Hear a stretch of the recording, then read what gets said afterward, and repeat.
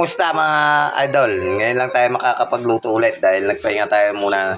Ngayon, for today's video, gagawa tayo ng adobong balot. Yan, prepare lang natin to. At lalagyan natin ng luya para hindi siya malansa mga idol. Lagyan din natin ng kalamansi para yan magiging paasim niya. Napakasimpleng gawin lang. Ito lang ang mga sangkap niya. Prepare lang natin at lulutuin na natin mga idol. Tara, lutuin na natin. Mga idol, painit muna tayong mantika. Konti lang, mga idol. Yan. Yan mga idol, sangkutsa na natin yung bawang, sibuyas at luya. Sabay-sabay na natin. Bango ah. Yan. Yan lang natin magkulay brown mga idol.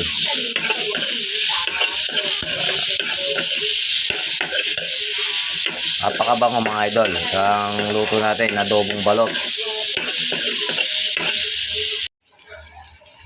Lagyan na natin yung ating balot mga idol. Yun. Napakasimpleng gawin nito. Adobong balot. Yan ang ulamin natin ngayong gabi. Natin lalagyan ng toyo mga idol pag sumulak ng konti. Pag kumulo. Lagyan natin ng daon laurel mga idol para mabango. Yung luya natin mga idol, pampatanggal ng lansa ng balot para pag kinain ng mga bata, ayos. Lagyan natin ng toyo mga idol.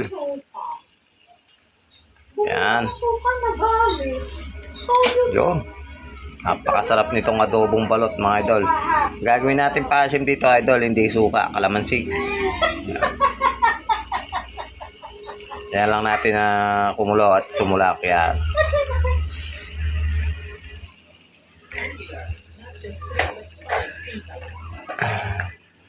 Baliktad lang natin. Hindi natin masyadong bibiglayan ng pagbaligtad kasi baka madurog yung pinakakulay dilaw niya. Yan. Napakasarap nito mga idol. Kumbaga sa exotic food. Yan.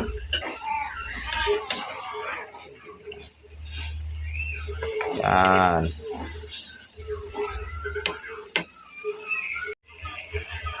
Lagyan na natin kalamansi mga idol. Yan.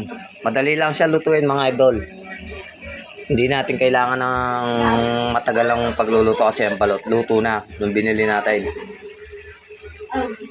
Yan.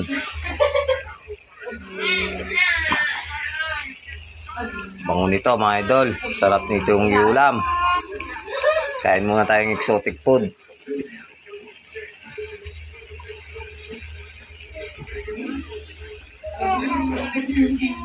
Oh, ito pinakasuka niya. Hindi natin nilagyan ng sukang suka. Bango mga idol. Yan. Pwede kayo magluto nito idol. Napakasimpleng gawin, no? Gaya lang pagluluto ng adobong balot.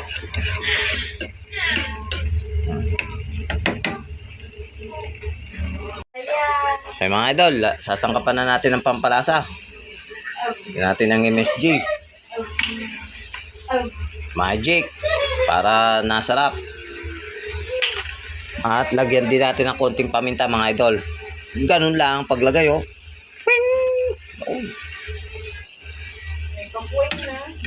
Yan. Yun mga idol. Oh idol, luto na ang ating balot oh. Adobong balot. Luto na to mga idol. Di kailangan ng matagal kasi baka mahigang sabaw. Wala na tayong matikman na sabaw niya.